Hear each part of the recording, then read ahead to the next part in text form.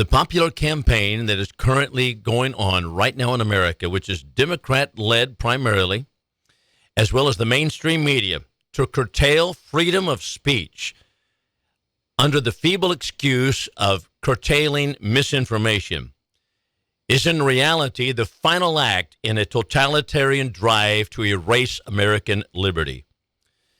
That's exactly what's taking place right now. The entire drive by the left to curtail information by calling it and labeling it misinformation, or campaigns to curtail misinformation, is really the final act in the totalitarian drive. We do not live in a free country if there is not a free flow of information. If we don't have access to all the information that is available, then we do not live in a free country. Now, people may say, well, I don't feel that it's right now a slave state. But one thing we need to keep in mind is this is a big country, and it takes a while for things to shake out, but that's exactly what we have going on right now. And I dare anyone to take me to task on this. If you don't have access, individuals, to all information, then we don't have a free country. I want to hark back for a moment to Thomas Jefferson, one of my favorites, if not my favorite. He made this comment in his first inaugural address in 1801. Sometimes, he said, it is said that man cannot be trusted with the government of himself. Can he then be trusted with the government of others? Or have we found angels in the forms of kings to govern him? Let history answer this question. That's exactly the issue. He put it in proper perspective. And the issue is, can we, as individuals, as people, can we govern ourselves? Can we, the people, be trusted with the government of ourselves? Or is it the case that we have to be overseen, overlorded by those looking down upon us in the form of angels, pretending themselves to be angels or kings, to govern us and to give us the flow of information? Which is it with us? Well, right now we're facing the latter.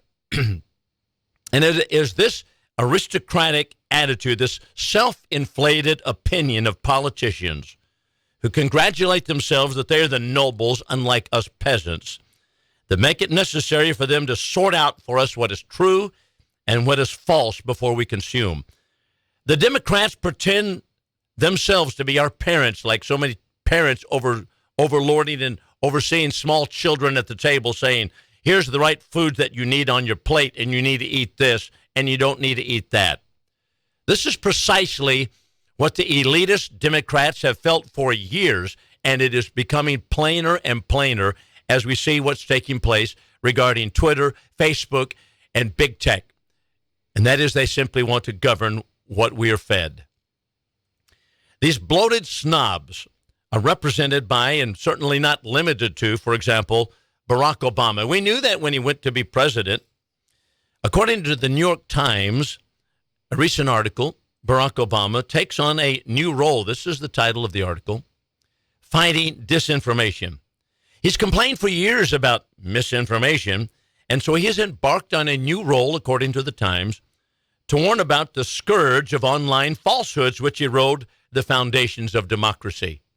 Let's stop here for just a moment.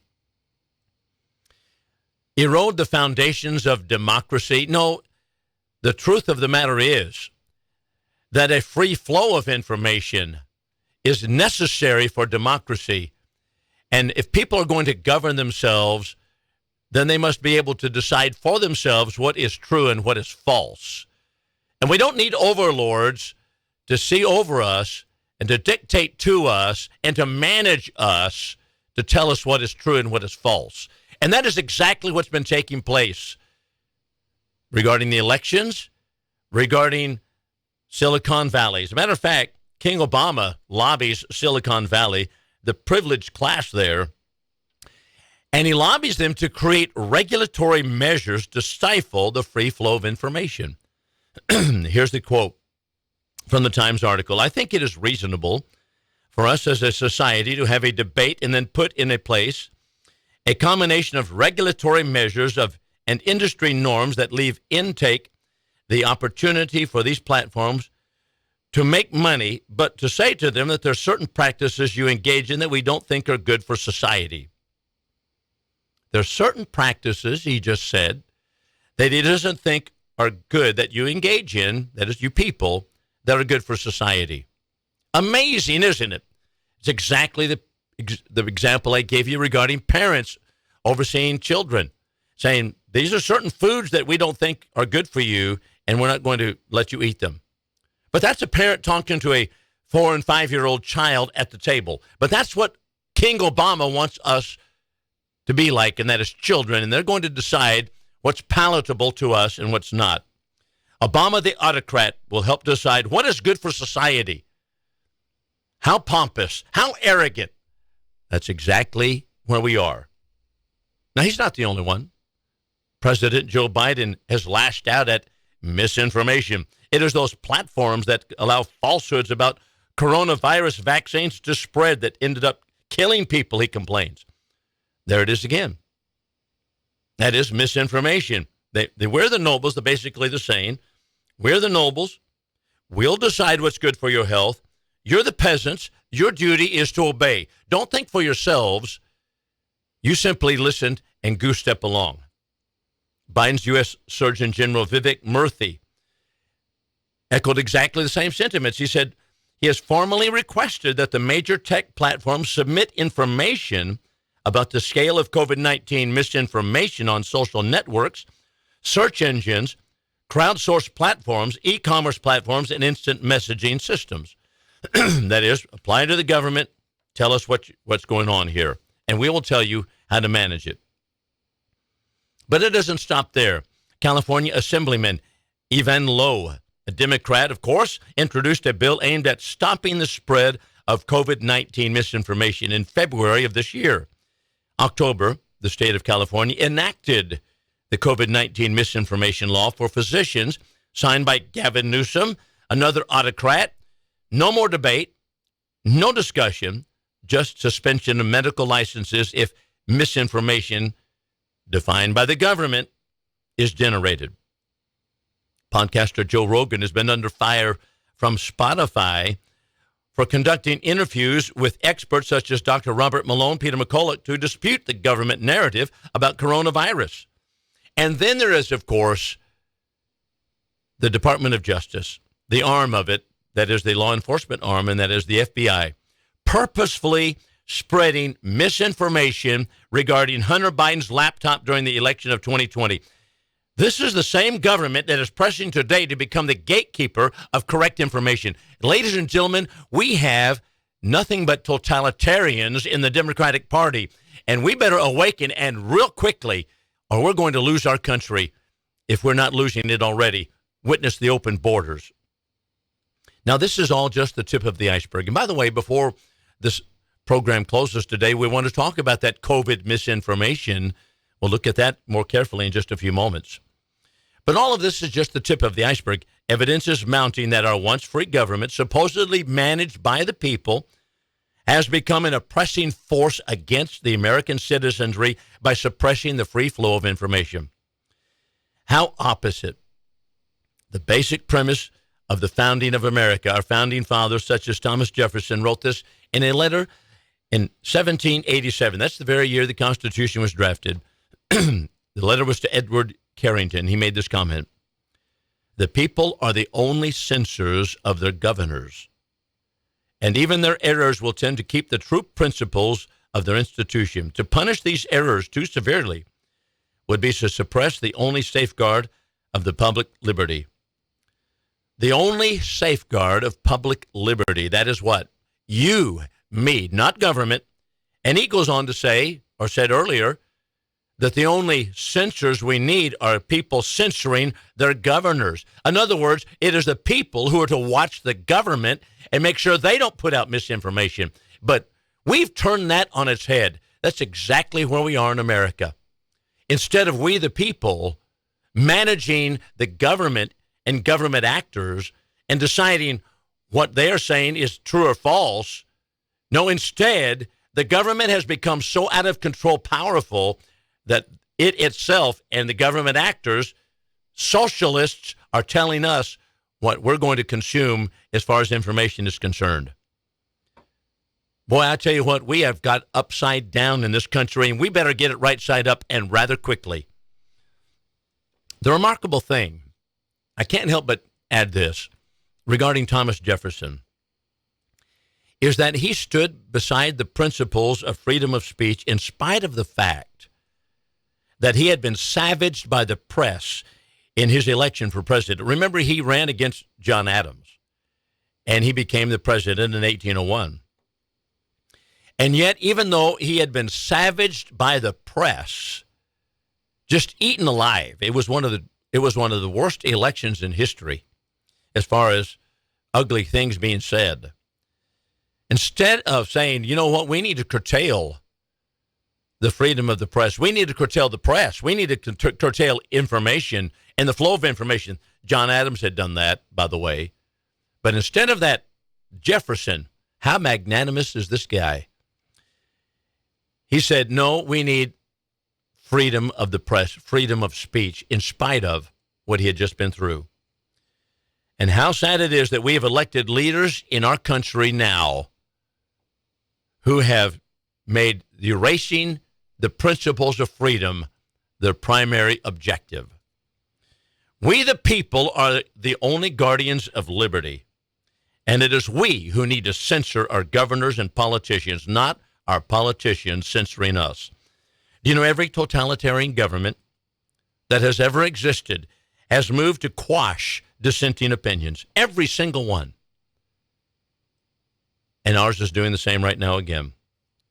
Once again, as Jefferson warned, efforts to control the flow of information ought to produce, as he said, universal alarm, because it is leveled against the right of freely examining public characters and measures and of free communication among the people thereon, which has ever been justly deemed the only effectual guardian of every other right. That is, we the people. In short, the loss of freedom of speech to government overlords through big tech, which have become government actors, and we've talked about that on past programs, in the name of protecting us from misinformation. That's the loss of the very essence of liberty.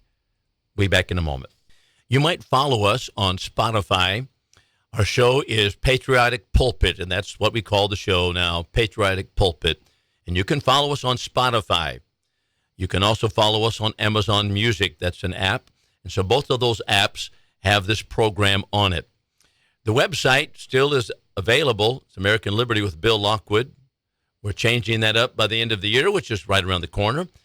And if you would like to contribute to the program and help us along the way, then we're certainly happy for you to be able to do that.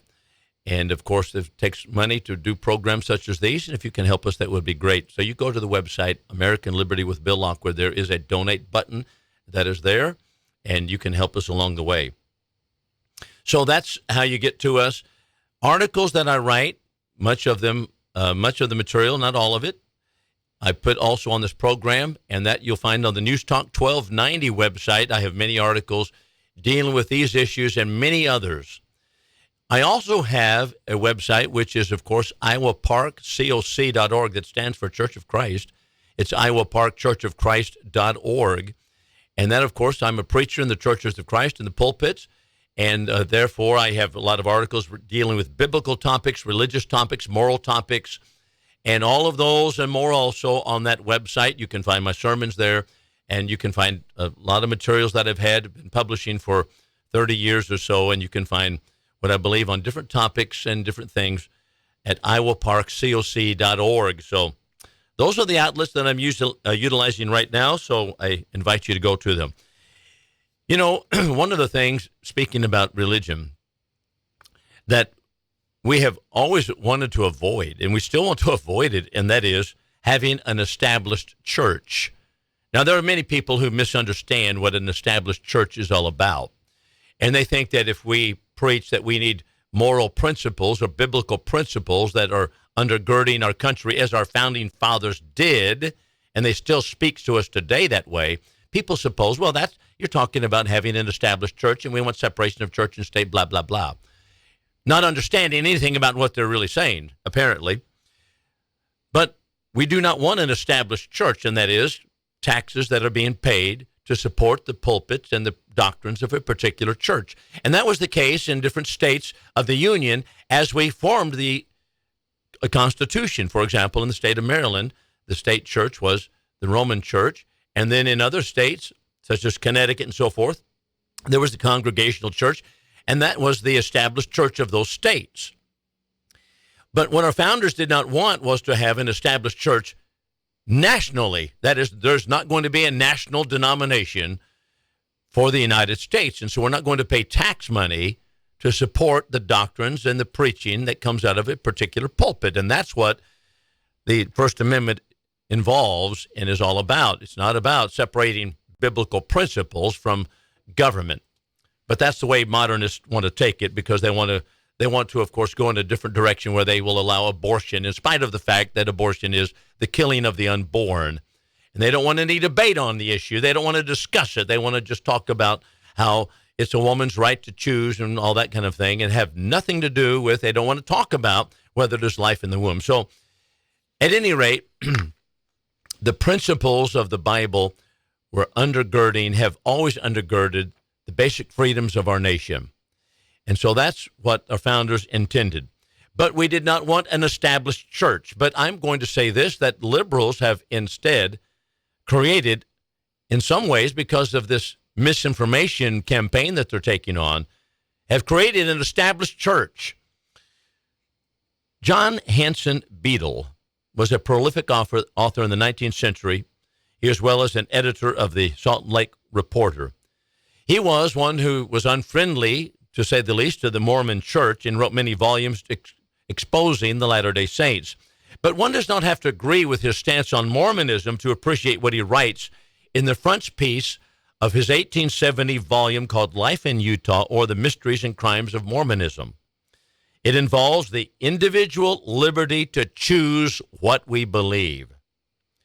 And he speaks about the free flow of information in 19th century America.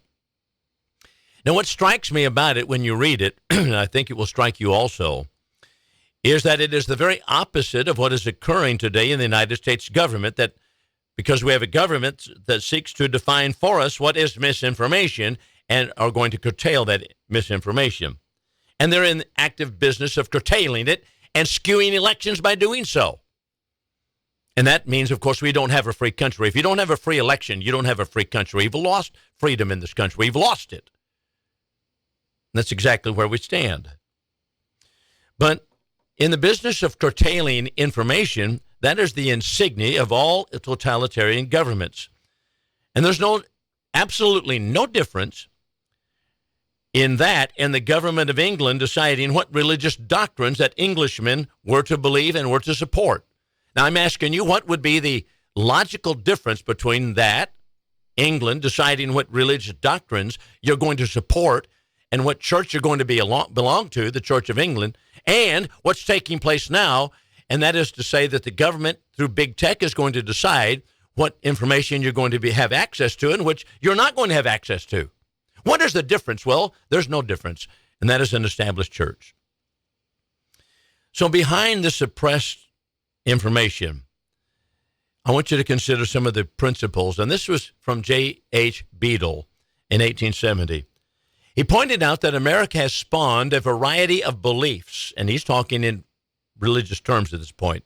And he says, hence we see that every new or purely American phase of religious error, there's always has lacked a feature of political power, communism of property, social license, moral perversion, general revolt against accepted theories in law, medicine, marriage, government, or social relations. And this variety of beliefs, be they religious or political, makes no difference. This is, and he points it out, is the logical outgrowth of freedom. Now, he was decrying the growth of Mormon belief, but he says we need to have the freedom that people can choose what they want to believe and what they're going to adhere to. And that is the logical outgrowth of freedom. He writes it this way: in the perfect liberty of conscience guaranteed, the perverted or diseased conscience is equally free to choose as he will. It is reasonable to suppose that many will choose but poorly. But the problem is that government leaders don't today want us to choose poorly. They want us to choose wisely. But once again, who is it that's going to decide what's wise and what's poor? Are you going to be able to decide for yourself what you want to believe religiously, politically, or are you going to have government overlords, overseers to tell you what is wise and what is not? And so the temptation has always been in seats of power for people to suppress, that is, in those seats of power, the unwise, or what they call the poor views. But when the government authority gets in the business of deciding what is wise and what is poor on the information scale, do you know what the result is? Totalitarianism. That's where the Democrats are right now. The Democrats thus wish to label misinformation so that America might be unified behind a totalitarian state. What to believe, that's an established church. But repression, by the way, is not unity. Beadle asked the question, suppose either of the prominent sects, that is churches, be made the established church. If indeed the mind can possibly conceive of an established church in America, let's take, for example, he says, the Methodist. What would occur? That church would at once lose many of its communicants. Most people would avoid it to the farthest extent allowed by law. Not from any particular hostility to that one church, but simply because it was established. That's exactly what's taking place. Ladies and gentlemen, that's what's occurring right now pertaining to political doctrine. And Elon Musk is the one, having purchased Twitter, he's exposing that. Alex Newman writes this. From rigging Google's algorithm to promote the UN propaganda and deploying over 100,000 propagandists to actually removing criticism of global warming agenda from the internet and social media, top deep state globalists are now out in the open with the agenda to silence all who question this and disingenuously promote their own narrative. Fake fact checkers promoting the lies and squelching the truth are proliferating. This is illegal and it's extremely dangerous. This is, in effect, an established church. And that's what we have going on right now in America. We have come full circle. Now, when we come back from break, I want to talk about misinformation indeed from the government regarding COVID-19. Back in a moment. Let's talk about vaccine propaganda. There's a great article by Veronica Kraylenko in the New American Magazine, one of the recent publications, and she has certain facts in it that we want to bring to light for your consumption here. And that is, first of all, the U.S. Food and Drug Administration, the FDA, granted emergency use authorization, that's the EUA, to Pfizer, BioNTech, Moderna COVID vaccines in December 2020. And the claim was at the time that those vaccines had 95% efficacy. And the message was all Americans needed to get vaxxed. All of them. All of us. Biden unleashed a huge propaganda campaign to ensure that we would all get vaxxed. Now, according to the HHS documents that have been obtained by Judicial Watch, this is exactly what the Biden administration was involved in, a huge propaganda campaign which involves so many different moving parts in order to get Americans vaccinated. But what happened was that there was a vaccine hesitancy. In spite of the fact that the vaccines were declared a miracle, America magazine said that. Stat News echoed the same. They called it a miracle. And it was the fastest vaccine ever approved. Many hesitated because of the speed, for one thing. And I hesitated myself and refused because I've gotten where I think, okay, when we got a propaganda campaign, it's pretty easy to see.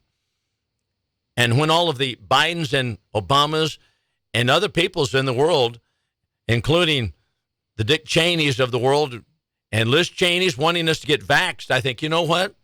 Something's wrong here because we have this propaganda campaign going on. And so many people hesitated because of that campaign. Now, normally it takes many years to develop and test a vaccination, particularly because of the long-term effects And in order to get the long-term effects and be able to see them and analyze them, it takes a long time. Technology that vaccines were used had never been utilized on humans outside of clinical trials. These vaccines, that is the COVID vaccine, never outside of clinical trials. And here's something else interesting. Emergency use authorization means something very special, and that is that the vaccine manufacturers were shielded from legal liability over side effects caused by the shots. I don't know if you know that or not, but since it was the EUA, that is emergency use authorization, Moderna, Pfizer, so forth, were shielded from legal liability because of side effects. Now, that's something that's important.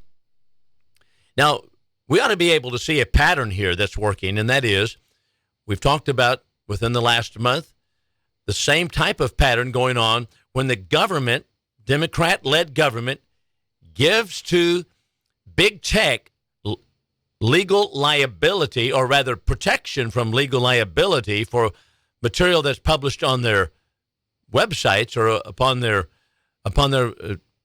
spaces on the internet. They shield them from liability. That tells you something. That tells you that government is in league with the big tech companies. And according to the Supreme Court, that means that the big tech companies, Twitter, Facebook, and so forth, are actually government actors. So what we have is Twitter and Facebook have been government actors. They suppressed information. That means government is suppressing information. Now, that's the same thing going on regarding the vaccinations. The government provides a shield to protect them from legal liability.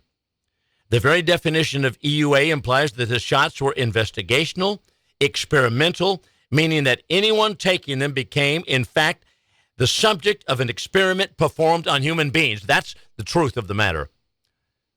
Dr. Robert Malone, an mRNA technology pioneer, said, "This is the largest experiment performed on human beings in the history of the world." Now let that soak in for just a moment. So, Biden's campaign, attacking the unvaxxed. Pew Research Center in December 2020 said that almost 40% of Americans were concerned and said that either definitely not or probably not when asked if they would take the shot. 40%.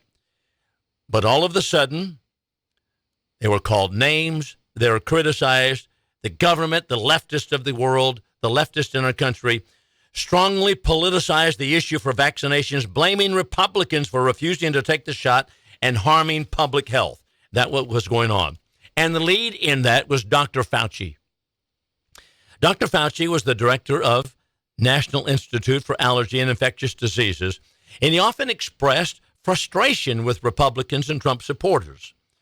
But we have the goods on Dr. Fauci now. In March of 2021, for example, he said it was disturbing that the number of Trump voters did not take the vaccine merely because of political considerations. Well, first of all, Dr. Fauci, Trump never advised supporters not to take the shot. He himself took the shot, and he advised others to do the same. But his main message was that every person should make his own choice. Fauci doesn't like that. He's one of those government totalitarian dictators who thinks, matter of fact, he even said, "I am medicine, and I will tell you what's good for you. So therefore, you need to do what I say." He claimed to be the expert. According to the Epoch Times, that would be December of this year, the 2nd of December, Fauci knew of the origins of the COVID. He knew the virus, the origins of it, but he suppressed the information.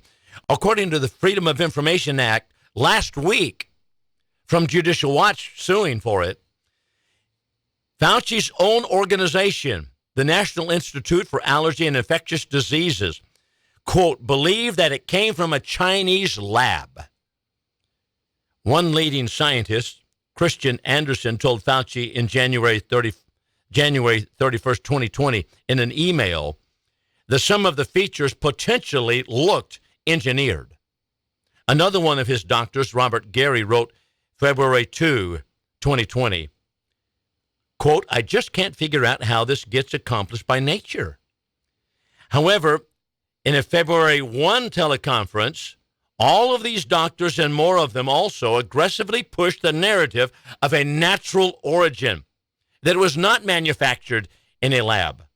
Anderson even ridiculed claims that COVID-19 came out of a lab, that theory as a crackpot theory. Now, get it for a moment, will you? And that is Dr. Fauci and his doctors on the inside were saying that it most likely they believed it came from a lab. But they didn't want you to believe that. And they said, absolutely not. And they said, if you believe such a thing, that's a crackpot theory. Well, they were believing crackpot theories. They just didn't want it to go public. But now it's gone public. That's Dr. Fauci for you. Joe Biden. He wanted to override all your civil liberties. And this is the important point in all of this. You have civil liberties. But no, Joe Biden wants to override those. He said his patience is wearing thin with the unvaccinated who can cause a lot of damage, and they are. That's what he quoted as saying. He ordered as many as 100 million Americans working with the federal government and large businesses to take the shot or be fired. Let me stop here for a moment. Now you can see why government health care such as Obamacare is absolutely dangerous as well as ineffective. You see what they're going to leverage and hold over your head if you don't bow down and take the vaccination, because they're going to have everybody lined up on government health care, and now they're going to withdraw it if you buck the system. That's where this is all gone. And all these bleeding heart liberals crying for government health care, so ignorant about really what the name of the game is. It's about control of you. Biden also attacked Governor DeSantis in Florida for pandemic politics. Here's another one from Dr. Fauci. Herd immunity. He shrugged off natural immunity. He said, first of all, 60% of the people need to be vaccinated. And then he told Fox News in December of 2020, 70 to 75%. Then he goes on to say, quote, we really don't know what the real number is. I think the real range is somewhere between 70 to 90%. Well, what we're finding now, Epic Times has an article on this right now in one of the latest issues. The majority of people who die from COVID-19 are vaccinated right now. That's in spite of what Fauci had to say. So Biden also enlisted vaccine confidence with woke celebrities.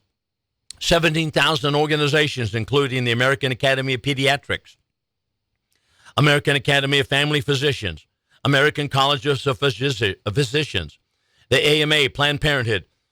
This is the trouble with government agencies. Sports and entertainment industries also. The Major League Baseball, NBA, NASCAR, NFL, unions, labor leaders, business roundtables. All of these lined up to browbeat Americans to get vaccinated. And now we learn what? The majority of people dying are those that are fully vaccinated, dying from COVID. We'll be back in a moment. Now, the last of this program, I want to run through some of the lies that our government has been telling about the COVID-19 vaccinations and COVID-19 itself. And this is the same government that wants to curtail misinformation. They want to manage the information that you receive. But we're going to look at some of the lies, just several of the lies, bald-faced lies that they've been telling, misinformation that is now shown to be misinformation by this government. This shows us what I mentioned regarding Thomas Jefferson at the first of the program. It is we the people who need to be overseeing our government, not our government overseeing us. So let's look at some of these. I'll just mention some of them real quickly, and then we'll go back and answer them. Now, the CDC, the Center for Disease Control, says that it is misinformation, number one, that COVID shots are not vaccines. They say, well, some of you are saying the COVID shots are not vaccines. They say that's false information. Number two, they say, well, people say the COVID shots are unsafe. I'm one of those who say that. They say, well, that's misinformation. We'll come back and look at that in a moment. Another misinformation is, according to the CDC, is that shot-induced immunity is not better than natural immunity. We'll see the truth of that in a moment. The fourth one is this: COVID shots facilitate the emergence of variants. That's what many people, I've had doctors on this program that have basically stated that very thing. The CDC says that's misinformation. We'll see about that. The COVID shots can alter DNA. That's one of the criticisms of the COVID shots. But CDC says, no, that is misinformation. We'll see what about that in just a moment. Another one is COVID shots affect fertility. Well, there's a scary one. But the CDC says, no, that's not right. No. Another one is the COVID shots are largely ineffective. But they tell us that's misinformation. Let's go back and correct the CDC on this. Number one, the COVID shots are not vaccines. The truth of the matter is the COVID shots do not meet the standard vaccine definition. In September of 2021, the CDC altered the definition of a COVID vaccine or a vaccination. They changed the wording from prevent persons from getting diseases to provide some measure of protection. So they changed it from prevent to provide some measure of protection. Yeah, what happened? They changed up the definitions. That's what they've done. Excuse me. Let's look at the next one. They say it's misinformation that COVID shots are unsafe. The truth is, however, that's not misinformation. Ingredients in COVID shots are unsafe. The shots containing mRNA cause humans to produce the most toxic parts of SARS-CoV-2 spike protein. The CDC says it only stays, however, even though it's there, it only stays in the injection site. But Pfizer acknowledged that it actually travels throughout the body. And many physicians agree. Dr. Robert Malone, Peter McCulloch, Stephanie Seneff, Ryan Cole, Jessica Rose, Pierre Corey, James Thorpe, Meryl Nass, Tess Laurie, Mark Trozzi, many others tell us, no, they're unsafe because that travels, that is, the spike protein travels throughout the body. It does not stay simply in the injection site. According to what's taking place now in Gavin Newsom's totalitarian California, however, doctors can't say these kinds of things because, after all, the government's going to punish them and take away the medical license. How do you feel about that? That sounds something like comes out of communist China right away, doesn't it? Here's another one. Shot-induced immunity is not better than natural immunity. That's something that I've said. That's something we've had doctors on this program talking about, that natural immunity is better. But the CDC says, no, that's misinformation. Truth of the matter, as of February 2022, that would be this year, there were more than 150 research studies affirming the durability of natural immunity, and many studies found it to be superior. 150. You're not going to hear about that from the mainstream media. You're not going to hear about that if government continues to manage what is information and what is misinformation. Another one is this: COVID shots facilitate emergence of variants. The CDC says that that's misinformation. What's the truth? A Belgian virologist and immunologist, Dr. Gert van den Bosch, explained that the vaccine drives the evolution of the virus. Now get that. The vaccines themselves drives the evolution of the virus. That is, it changes, it morphs. That explains why vaccinated people become unable to ward off infections with viral mutations, and they're constantly getting reinfected. You know people like that. I know people like that. There are people who are fully vaccinated, and this winter they're having a hard time because, once again, they have COVID. Right now, fully vaccinated people make up the majority of those with COVID. I have an article in front of me that speaks about it very plainly, and that is most of the people that are dying from COVID are fully vaccinated, not the unvaccinated, the vaccinated. COVID shots can alter your DNA. That's been a criticism that we've offered here on this program. Last year, we had doctors on the program talking about this very thing, that it alters your DNA. And one of the doctors here in this community had been banned from our hospital because he made such comments. And the CDC says, oh, no, that's not true. That cannot happen. What's the truth of the matter?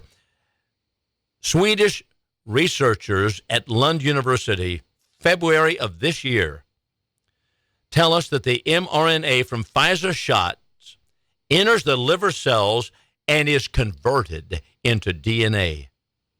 That means the cells can potentially become permanent factories for spike protein. That's the truth. That's what researchers in Sweden have discovered at Lund University. So we have doctors who have said that. CDC says, no, that's a lie. Well, who's giving the misinformation?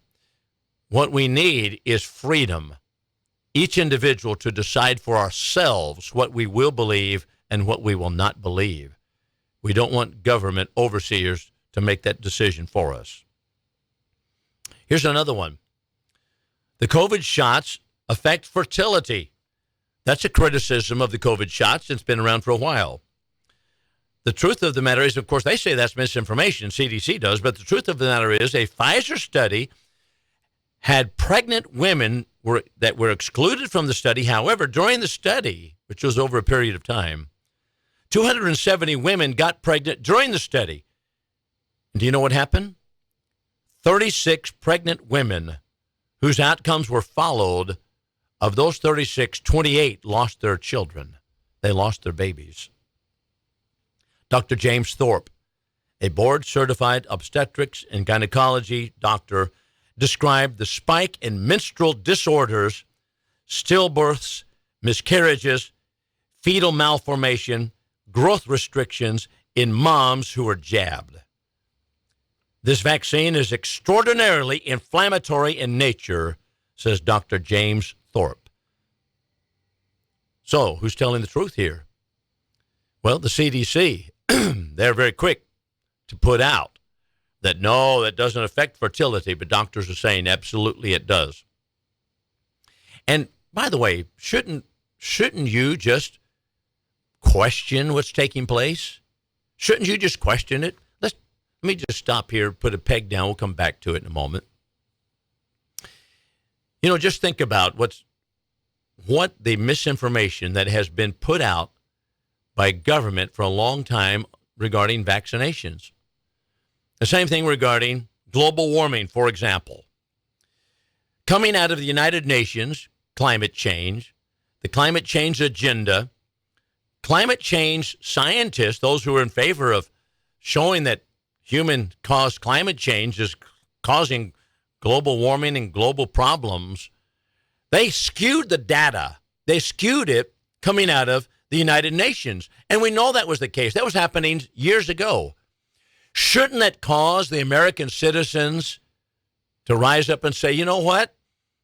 We're done with this. We're not going to accept the information that's coming out of them. They've already shown themselves to be corrupt by skewing information. And the same thing is the case regarding Dr. Fauci. Dr. Fauci has lied over and over again. We've talked about some of them earlier on this show. There is vaccine propaganda, and he's been a purveyor of it. I hope he's held accountable by the Republican Congress or Republican House of Representatives. He needs to be. He needs to be in jail is what he needs to be. Well, he's been a purveyor of misinformation, lied continually. Should you accept one who has already soiled his own reputation by lying so many times? Should you accept his dictum? Should you accept him from the CDC? Dr. Naomi Wolf, speaking about fertility, she says, male fertility is affected also. So you need to be aware of that. We'll talk one last one. COVID shots are largely ineffective, and that's what we've said on this program for a long time. CDC says, no, not true. The truth of the matter is, however, as Dr. Naomi Wolf has pointed out, that one of the common side effects of the shot was Get this, common side effect, COVID. She said the FDA knew in November 2020 the vaccines did not work. But what's happened? The government has stifled reasonable debate. Do you remember the days when it used to be at colleges and universities where people would get together in debating clubs and discuss and have debates, open debates on different topics, no matter what the topic may be? We left all of that long ago. We don't want to think about things. Instead, we want to go to the ball game, and that's where we're going to stay. Sadly, we need to go back to more debating clubs. We need to go back to having more open discussion. And we need to demand from our government that we do so. If we don't, we're living in a totalitarian state.